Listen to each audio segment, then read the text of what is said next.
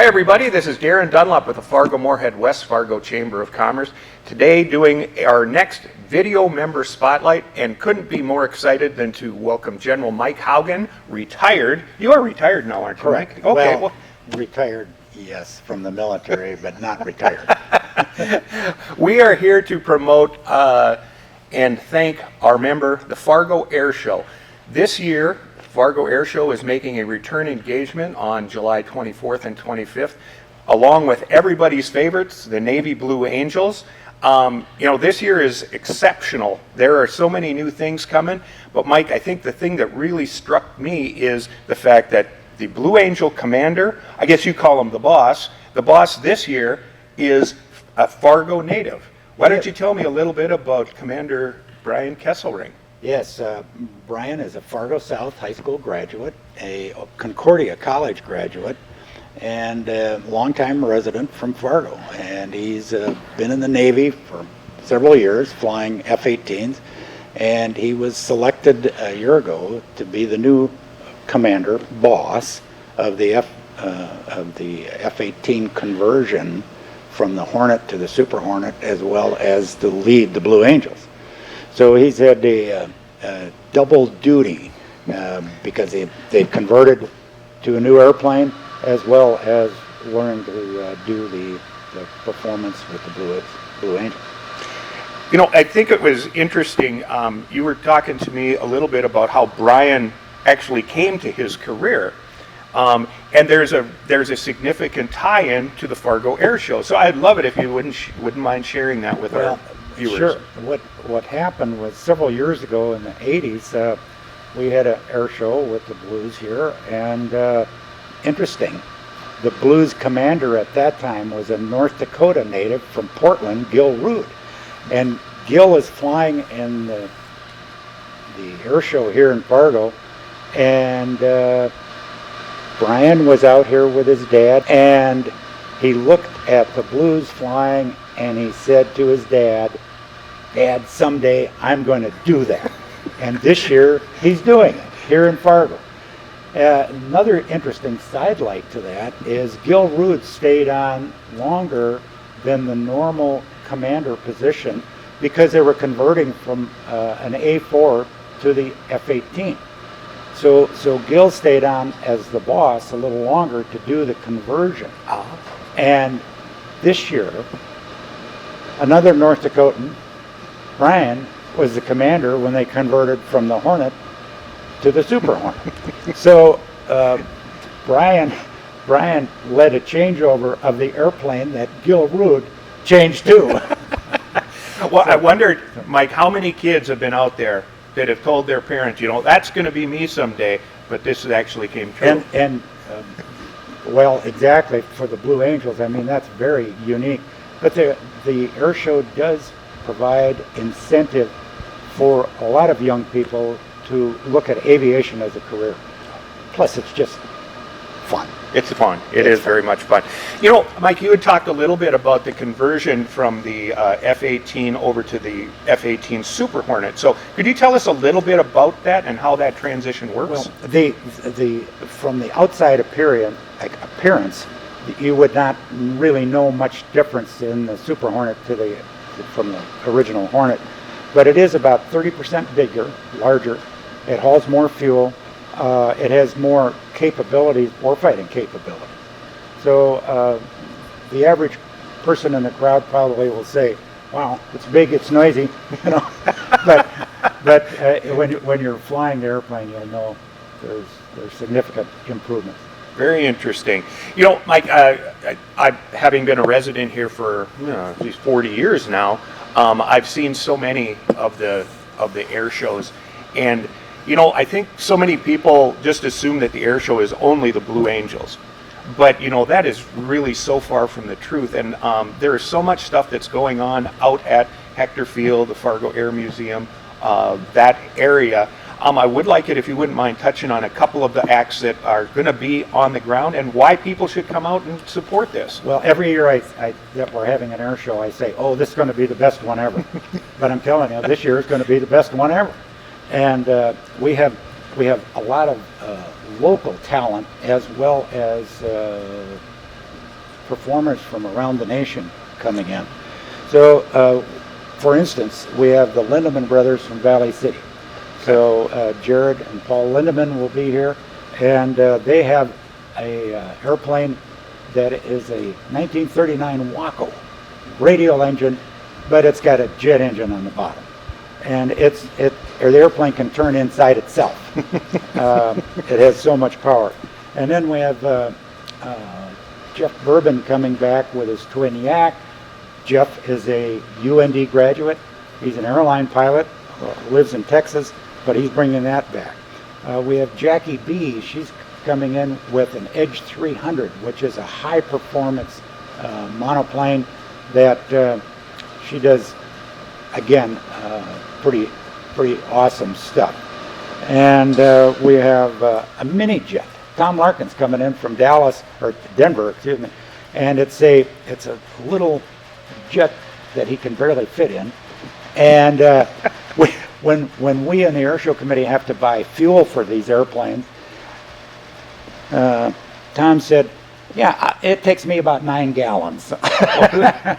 So we laughed at that. We have F-16 demo coming from the Air Force. So we're going to have the Air Force will participate. We're also going to have the skydivers from the Leapfrogs. Oh, yes. So the Navy Leapfrogs. So maybe there's an opportunity if you want to take a jump, Darren.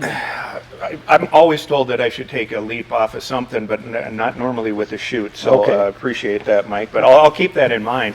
You know, one of the other things, I know there's a very historic presentation going to be coming as well, and I don't know if the AirSho has ever had that before, but you want to talk a little bit about the Red Tail?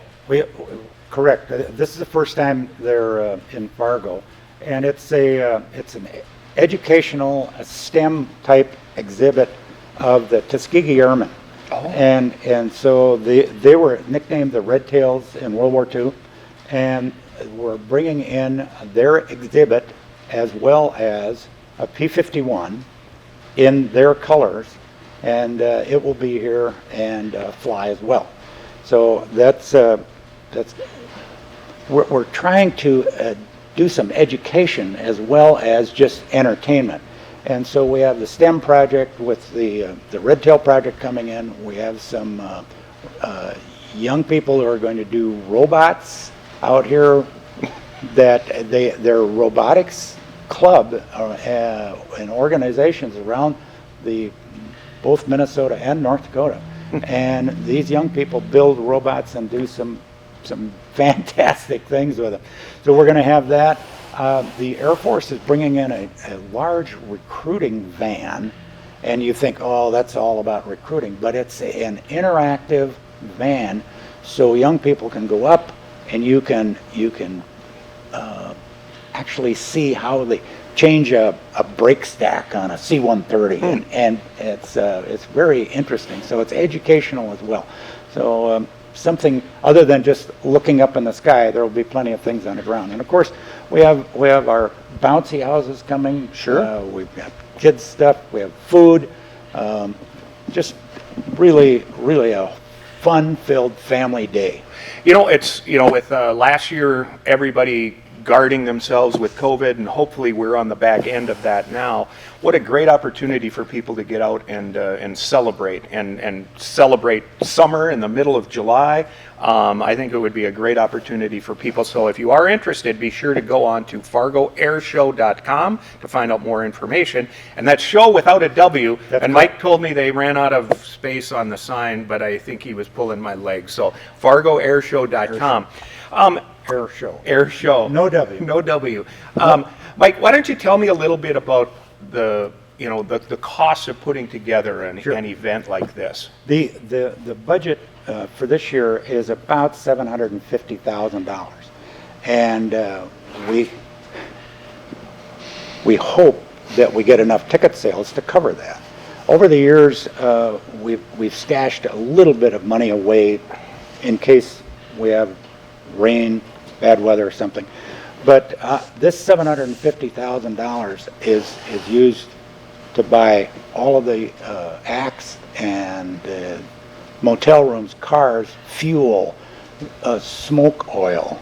which if you think changing the oil in your car's bad, you ought to buy smoke oil at $11 a gallon. And we go through 30 barrels of it. So anyway, the money that we raise here, if we end up with anything left over, we turn around and give that back to the community. Over the years, the AirSho has given back to the community about $600,000. And we've done it in this building, given some to the Air Museum, we've given some to Sanford Health, the Roger Maris Cancer Center. We do many small amounts, excuse me, to Boy Scouts, just various charities. And So the money all stays back it all in our stays community. here. Yeah. It's all of our volunteers, and by the way, we have 70 on our committee, and all have unique jobs, and they take care of their areas, and they're a great committee. It's easy to be in charge of a committee where you go, well, yeah, you've got it all done, you know. And then, we really like the fact that we're a 501c4 and we're a charitable organization. However, we always look for added help besides our committee. We use about 400 people a day from various organizations that come out here and sell tickets. They take tickets. They sell hot dogs. They work at the stands. They sell the trinkets and many different things. They do all kinds of things. And we pay $50 a day for each individual that signs up for whatever organization it is. So if you have 10 people in your organization and you're in a sorority or fraternity, you want to... A Rotary Club, perhaps. A Rotary Club, yes. Yours has done a good job over the years. And then if we make money above that, we then pay a bonus as well. So your organization, whether you're, again, Boy Scouts or Girl Scouts or a dance club, if you want to come out and earn $600 a day for your organization. Well, so they're really not volunteers. They're getting paid for their organization, and they get a great opportunity to see an incredible show. So maybe we need to change that name. Well, yeah, I guess they are paid, but they aren't paid individually. They're paid as an organization. Well, that's fantastic. And so if people have if they're inquiring about their organization, they can also go on to FargoAirShow.com to find out more information about that. And we don't deal with individuals. We deal with an organization. Sure, Yeah. Understandable. Mike, as we wrap up here from the beautiful Fargo Air Museum, I did want to talk to you as we visited a little bit at the beginning. You talked about the sponsors, and we'd call it the Fargo Air Show, but there is such it's a worldwide, national footprint that you guys have established. So I was interested if you wouldn't mind talking about some of the people that are involved in sponsoring this event. Well, we have corporate chalets here that corporations will buy a chalet for a day, and you get 100 tickets with that, and so there are many companies here in Fargo or in the state that will buy a chalet, do a company picnic here, do something like that. But we and quite frankly, we have them not just from Fargo. I know for a fact we have some from Valley City, we have some from Dickinson coming this year. I think you said Killdeer as well. Yes, yeah. Wow. Yeah. So, and then corporate-wise, we have corporate sponsors who are in the aviation industry from as far away as San Diego that sponsor us. And lots of interest from defense-oriented companies. So they come and attend, and there's one other thing. Some of these companies want tables out here because they're recruiting employees. So when you come here, not only will you be entertained, you might be able to find a job. You think I could get a job? Well, some might. Within reason. Within reason. All right. It's, well, first of all, Mike, thank you to you, the AirSho committee, to the Air Museum for hosting us today. But this is an absolutely fantastic gem in the crown of Fargo, Moorhead, and West Fargo. We so look forward to having the sights and sounds of the Blue Angels flying overhead every other year. But this is something that we all look forward to, and I really wanted to visit with you to talk about the fact that it's not just the Blue Angel show. There is so much more to the Fargo Air Show, and I hope that each and every one of you considers coming out on July 24th and 25th to Hector International Field and the Fargo Air Museum. You can't miss it. The 19th Avenue will be shut down, and won't it? Yes. Yes. So we always have road construction. We have University will be shut down. Oh, that's right. Yes. North of the airport. So remember that 19th Avenue has to be shut down for our aerobatic box. And I want to mention one other thing. Oh, sure. We've done a lot of coordinating with the state and county health departments, with the University of North Dakota Medical School, looking at COVID, and they have basically done an outdoor study for us, and they're going to do another one in June. So looking at COVID, and of course they've said, well, it's outside.